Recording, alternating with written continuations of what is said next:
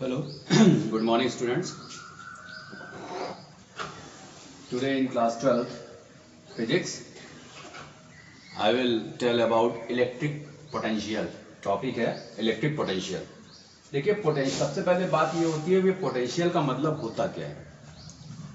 Potential का मतलब ये होता है कि the strength of the work. ठीक है, आपके जैसे अगर ह्यूमन बॉडी की बात की जाए तो ह्यूमन बॉडी के पोटेंशियल की बात की जाए, मतलब आपके बॉडी की वर्क करने की जो क्षमता है, काम करने की क्षमता है, ठीक है, और काम करने की जो स्ट्रेंथ है वो एनर्जी पे डिपेंड करती है. ठीक, तो जो एनर्जी होगी, जितना एनर्जी होगी उतना ही आप काम कर पाएंगे. ठीक है, सेम कंडीशन यहाँ पे इलेक्ट्रिकल अप्लायंसेस की बात आती है. इलेक्ट्रिकल अप्लायंसेस की बात यहाँ ये आती है कि अगर आपके पास चार्जेस हैं, ठीक है, तो चार्जेस एज ए एनर्जी काम करेगी. अगर आपके पास चार्जेस हैं तो सीधी सी बात है वो इलेक्ट्रिकल अप्लायंसेस वर्क करेंगे. ठीक है, इसीलिए जो है कहा गया है इलेक्ट्रिक पोटेंशियल के बारे में, the ratio of the work done, the ratio of the work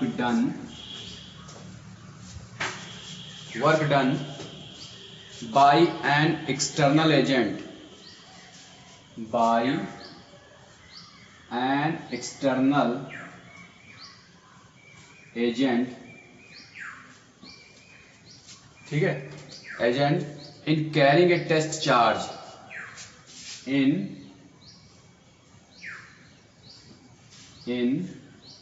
carrying a test charge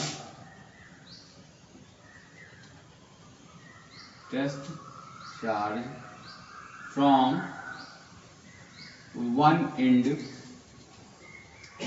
to other end. इसका मतलब ये हुआ कि जैसे जितने भी वायर होते हैं, ठीक है, उनमें दो एजेस होती हैं. ये देखिए, ये दो एजेस हैं. ठीक, एक एज है आपकी ए और एक एज है बी. तो सीधी सी बात है, दोनों एजेस पे जो उनका पोटेंशियल होगा वो डिफर होगा. ठीक है, उसका रीजन ये है कि जैसे जब आप हीट एनर्जी ले लीजिए, ठीक है, तो हीट एनर्जी में जब किसी एलिमेंट या मेटल को आप गर्म करते हैं, ठीक है, तो एक साइड आप पकड़े हुए रहते हैं, दूसरे साइड को गर्म करते हैं, तो धीरे धीरे हीट जो है ट्रांसफर होकर एक एज से दूसरे एज पे चली आती है. मतलब कहने का मतलब यह है कि जाती तो है लेकिन डिफरेंस हो जाता है, दोनों एजेस के हीट में डिफरेंस हो जाता है. मतलब एक एज जो होगी आपकी, जो जिस एज पे गर्म कर रहे हैं वहां का टेम्परेचर ज्यादा होगा, जिस एज पे आप पकड़े वहां का टेम्परेचर कम होगा. मतलब दोनों के टेम्परेचर में डिफरेंस हो. सेम कंडीशन यहाँ इलेक्ट्रिकल अप्लायंसेस में होता है कि दोनों पे जो स्ट्रेंथ ऑफ द वर्क है वो डिफरेंस होगी. तो let the potential at the edge A is equal to VA. ठीक है, और potential on B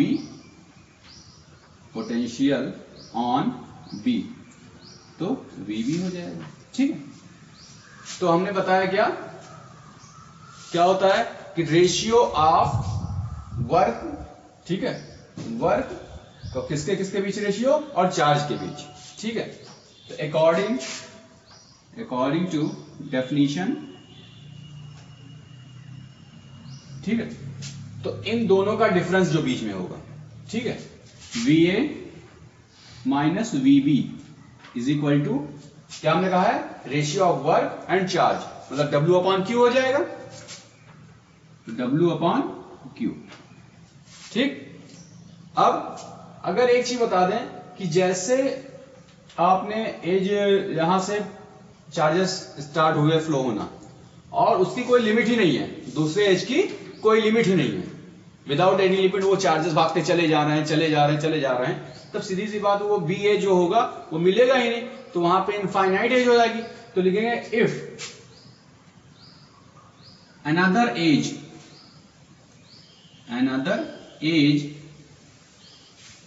become infinite, अगर इनफाइनाइट हो जाए दूसरी एज, ठीक है, ये इनफाइनाइट साइन है, तब क्या होगा, तब ये होगा VA माइनस वी भी रखते थे ना, तो ये आपका इनफाइनाइट हो जाएगा, ये देखिए, तो ये होगा W/Q, ठीक है। और इनफाइनाइट जब हो जाएगा तब VA की वैल्यू हो जाएगी, ये आपका 0 हो जाएगा, तो VA is equal to W/Q के बराबर, ठीक है। और पोटेंशियल की जो यूनिट होती है, the unit of potential, the unit of potential is equal two volt, ठीक है, ये चीज हो गई। अब बात आती है कि इलेक्ट्रिक पोटेंशियल पैदा कैसे होता है, ठीक है, इलेक्ट्रिक पोटेंशियल पैदा कैसे होता है। देखिए इलेक्ट्रिक पोटेंशियल पैदा कैसे होगा कि जब किसी अप्लायंसेस में, ठीक है, आप करंट फ्लो करेंगे, तो करंट फ्लो करने का मतलब ये होता है, आपने एक फॉर्मूला पढ़ा होगा, I is equal to Q/T, I is equal to Q/T। इस फॉर्मूले का मतलब क्या हुआ, इस फॉर्मूले का मतलब ये हुआ कि जब किसी अप्लायंसेस में करंट फ्लो किया गया, करंट कब फ्लो किया, करंट कब फ्लो होता है, जब T समय तक उसके अंदर चार्जेस फ्लो होना शुरू करते रहेंगे, ठीक है, T समय तक चार्जेस फ्लो होना शुरू करेंगे, तब उसमें वो करंट फ्लो होना शुरू करेगा, ठीक है। तो बात यहां ये पैदा हो जाती है कि जैसे अगर चार्जेस कितने इक्वल हो जाएंगे, तो आप Q इज इक्वल टू, ये क्या हो जाएगा, Q is equal to I into T के बराबर, मतलब चार्जेस कितने बराबर, अगर T समय तक करंट फ्लो होना शुरू हुआ, सीरीज में तो कुछ समय लेगा, अगर आपने तुरंत जो है वायर कनेक्ट करके सर्किट क्लोज करके इसका फिर ओपन कर दी, तो करंट फ्लो होना बंद हो जाएगा, तो चार्जेस फ्लो होना बंद हो जाएगा, मतलब कुछ समय वो जरूर लेना पड़ेगा उसको, ठीक है, तभी उसमें वो चार्जेस वो अपना कंप्लीट करेगा। तो सेम कंडीशन यहां पे है कि अगर सीधी सी बात है, किसी अब इलेक्ट्रिकल अप्लायंसेस में वर्क तभी संभव है, वर्किंग प्रोसेस तभी संभव है जब उसके अंदर चार्जेस कंटिन्यूअसली फ्लो होना शुरू होंगे, ठीक है।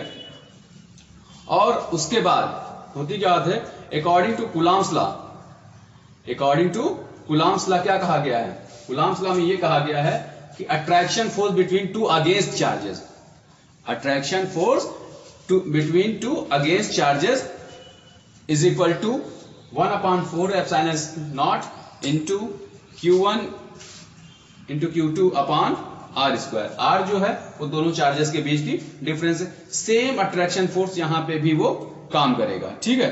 तो बाई कूलॉम्स लॉ ले लें, देख लीजिए,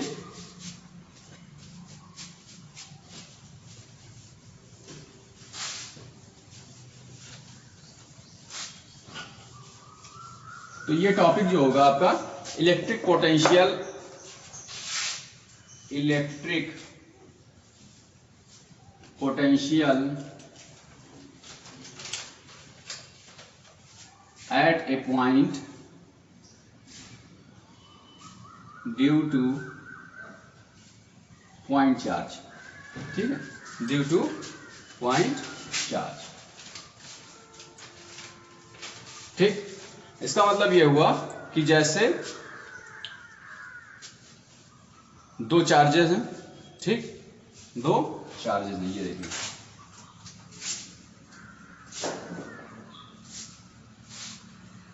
एक पर Q है और एक पर Q0 है, ठीक है, Q0 है, तो सीधी सी बात है यहां पे इन दोनों के बीच की डिस्टेंस वो x हो जाएगी, लेट, ठीक है, वहां पे कूलॉम्स लॉ में R माना था, यहां पे हमने x कर ली, ठीक है। तो इनके बीच इसी डायरेक्शन में अट्रैक्शन फोर्स काम करेगा, ठीक है। तो बाई कूलॉम्स लॉ क्या हो जाएगा, by Coulomb's law F is equal to क्या था, 1/4 pi epsilon not, 1/4 pi epsilon not into K, और क्या है Q और Q0 है, ठीक है। तो Q इंटू Q0 अपॉन, वहां पर R स्क्वायर रखते हैं, जहां पे डिस्टेंस x है तो x स्क्वायर रख दी, और आप जानते हैं इसकी यूनिट क्या रखी जाती है, न्यूटन, फोर्स की यूनिट न्यूटन रखेंगे, ठीक है।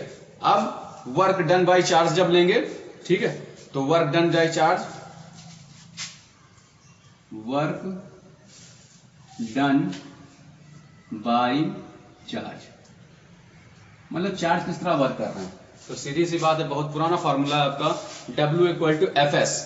ठीक है, क्या होगा, W equal to F S.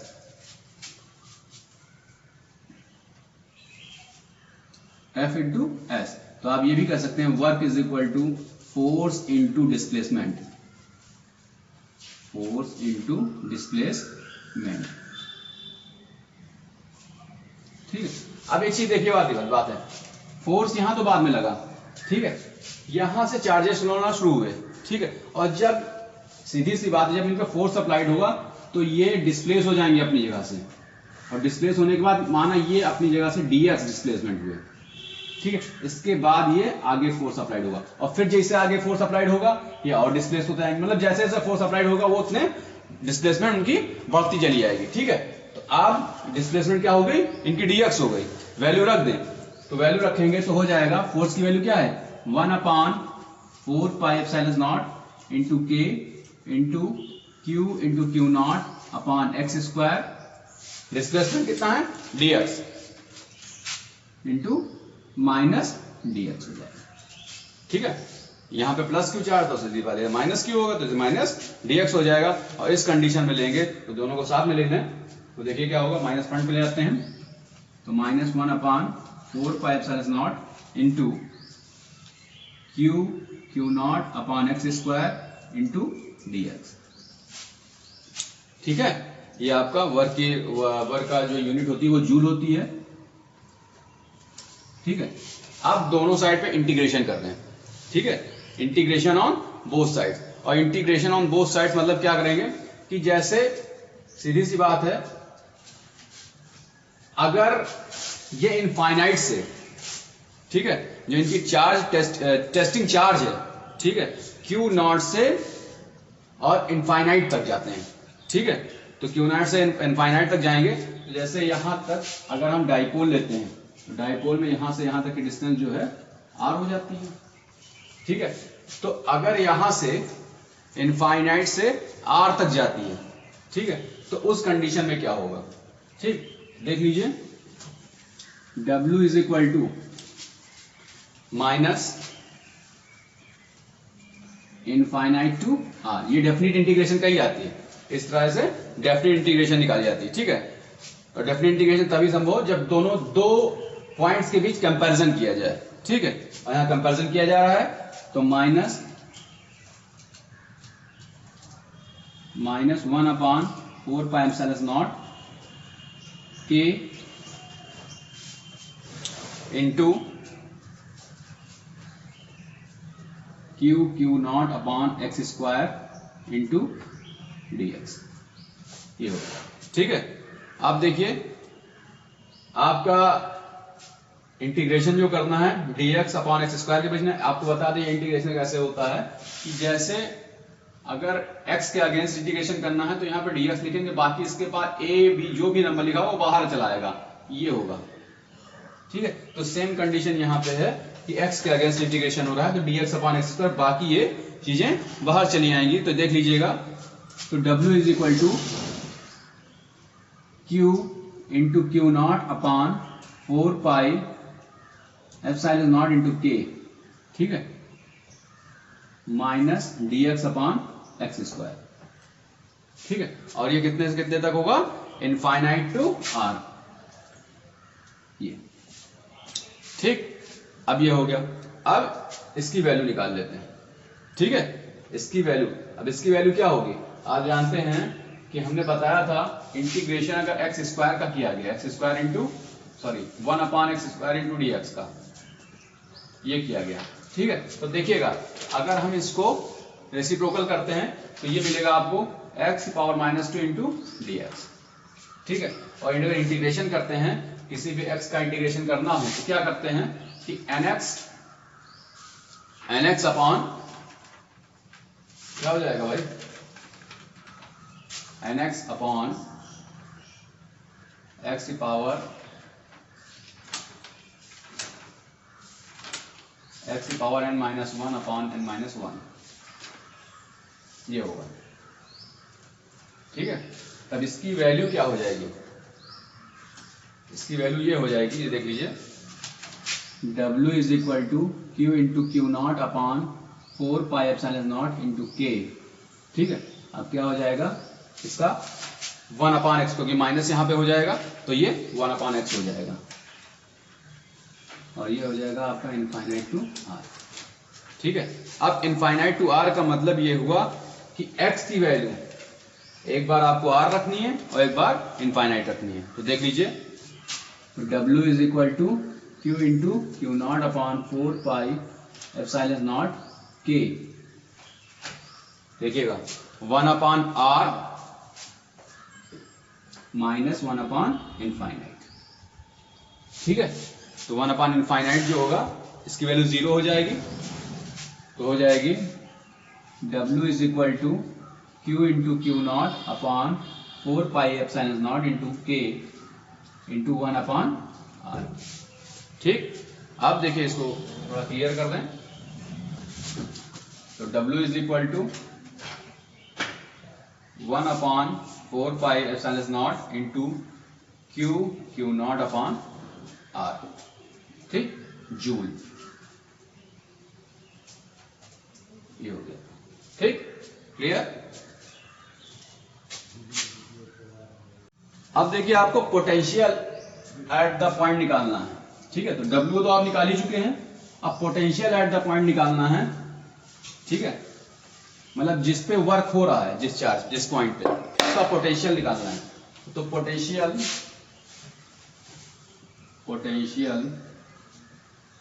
At the point. ठीक है, तो आप जानते हैं V is equal to W upon Q not, V is equal to W upon Q not. W की वैल्यू आप फाइंड कर चुके हैं, यहाँ पे रख दीजिए, तो V is equal to 1 upon 4 pi epsilon not into Q not upon Q not upon R, यहाँ पे रख देंगे, इंटू R रख देंगे। ठीक है, ये क्यू नॉट कैंसिल हो गया, तो V इज इक्वल टू हो गया 1 upon 4 pi epsilon not into Q upon R volt. ठीक है, ये यूनिट स्केल क्लियर हुआ। अब डाइपोल पे किस तरह ये वर्क करेंगे, इलेक्ट्रिक पोटेंशियल जैसे एक पॉइंट पे था, अब dipole, electric potential on dipole, ये देख लीजिए, electric potential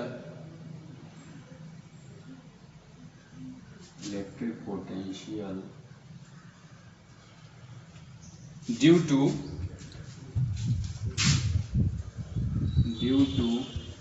N electric dipole. ठीक है, इलेक्ट्रिक डाइपोल की बात आती है, तो इलेक्ट्रिक डाइपोल में आपने क्या पढ़ा है कि दो चार्जेस होती हैं। ठीक है, और दोनों इक्वी डिस्टेंस पे होती हैं।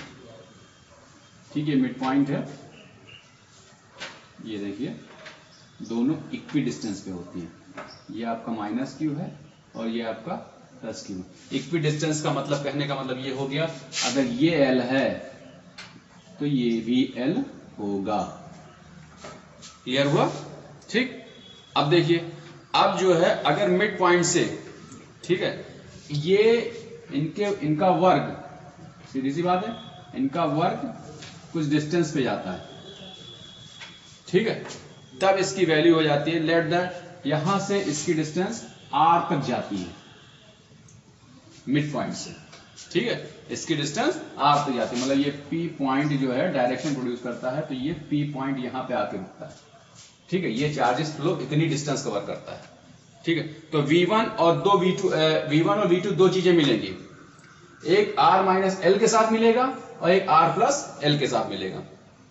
ठीक है, तो V1 की वैल्यू क्या हो जाएगी, V1 is equal to 1 upon 4 pi epsilon not into Q upon, यहां पे R लिखते थे, तो यहां क्या हो जाएगा, V1 की वैल्यू हो जाएगी, देखिए V1 की वैल्यू दो चीजें पे मिल रही है, एक जो है आपका L के साथ जा रही है और एक L छोड़ के जा रही है, इक्वी डिस्टेंस पे है, तो देखिए ये L एक अलग कर देंगे, तो ये आपका हो जाएगा R माइनस L ठीक है, और एक L इस डाइपोल के साथ लेंगे जो आपका पोल के साथ जा रहा है, ठीक है। तो V2 की वैल्यू क्या हो जाएगी, 1/4 pi epsilon not into Q upon R plus L, ठीक है। ये हो गया, मतलब ये आपका एड ये निगेटिव चार्ज पे हो गया, ठीक है, add due to negative charge due to minus Q, और ये आपका ड्यू टू, ये हमने बता दिया आपको कि ये किस चार्ज से, अब जैसे यहाँ माइनस Q है तो ये R प्लस इस यहां से लेके चला गया, और ये प्लस Q है तो इसने R माइनस L यहां से ले लिया, ठीक है। अब बात आती है कि टोटल पोटेंशियल ऑफ द, इस पूरे डाइपोल का पोटेंशियल कितना होगा। तो टोटल डाइपोल मतलब पोटेंशियल ऑफ द डाइपोल, सीधी सी बात है, दोनों इक्वेशंस को प्लस कर देंगे। तो इसके लिए क्या करना पड़ेगा, नेट पोटेंशियल ऑफ डाइपोल, तो पूरा डाइपोल का पोटेंशियल निकालने के लिए बस सीधी सी बात करेंगे, V is equal to V1 plus V2 कर देंगे, ठीक है। तो जब V1 प्लस V2 किया तब इनको ऐड हो जाएगा, ये सीधी सी बात, दोनों वैल्यूज ऐड कर देंगे। तो देख लीजिए, अब देखिए 1/4 pi epsilon not into Q upon R minus L, ठीक है, और फिर plus 1/4 pi epsilon not into Q upon R plus L, ये हो गया आपका, ठीक है। अब देखने वाली बात ये है, देखिए पूरे में कॉमन क्या जा रहा है, पूरे में कॉमन आपका जा रहा है Q upon 4 pi epsilon not, ठीक है। तो बच क्या रहा है अंदर, 1/R minus L plus 1/R plus L। LCM लेके सॉल्व कर लीजिए, V इज इक्वल V निकालना है, तो Q upon 4 pi epsilon not into LCM ले लीजिए, तो हो जाएगा R माइनस L और R प्लस L, ठीक है। अब इनका सॉल्यूशन करेंगे तो यहां R प्लस L हो जाएगा प्लस R माइनस L। अब देखिए कुछ कट रहा है, ये L और ये L कैंसिल हो गया, ठीक। अब देखिए, तो V is equal to Q upon 4 pi epsilon not into, ये आपका 2R हो जाएगा, और नीचे A minus b a plus b का फॉर्मूला लगाएंगे तो मिलेगा R square minus L square, ये हो गया, ठीक है। R square minus L square हो गया। अब एक चीज देख लें कि इसमें P जो डाइपोल होता है उसकी वैल्यू 2QL के बराबर होती है, ठीक है, 2QL के इक्वल होती है। एक चीज यहां पे गलती हो गई कि ड्यू टू निगेटिव चार्ज है, देख लीजिए, ये देखिए हम माइनस लगाना भूल गए, ये देखिए, और ये माइनस प्लस आपका माइनस हो जाएगा, यहाँ पे कैलकुलेशन में ये माइनस होगा, ये देख लीजिए मिसप्रिंट हो गया, मिस हो गया यहाँ पे, देख लीजिए चार्ज लगाना भूल गए, ये हो गया आपका V is equal to Q upon 4 pi epsilon not into R minus L और R प्लस L, ये हो गया R minus L minus R minus L, ये हो गया आपका। अब ये और ये कैंसिल हो गया, ठीक। अब यहां बच रहा है क्या आपका, ये आपका 2L के बराबर बच रहा है, ठीक है। निगेटिव चार्ज पे निकालना है तो निगेटिव ही आएगा, तो V is equal to Q upon 4 pi epsilon not into 2L upon R square minus L square, ये आपका माइनस में आ गया, ठीक है। अब सीधी सी बात है, ये आपका माइनस 2QL हो जाएगा, देख लीजिए, तो V is equal to 1/4 pi epsilon not into 2QL upon R square minus L square. आप जानते हैं 2QL की वैल्यू P के इक्वल होती है, ठीक है। तो लिखना है if P is equal to 2QL, यहाँ P रख देंगे तो V इज इक्वल टू हो जाएगा 1/4 pi epsilon not into P/r² minus L²। ठीक है, अब देखिए फिर वही बात, dipole at each point, potential at each point of dipole, potential at each point of dipole. तो ईच पॉइंट ऑफ डाइपोल की जब बात आती है तो सीधी सी बात L की वैल्यू खत्म हो जाएगी। तो L की वैल्यू जब खत्म हो जाएगी तो V is equal to 1/4 pi epsilon not into P/r²। ठीक है, ये आपका वोल्ट, ये potential on dipole. Okay, thank you.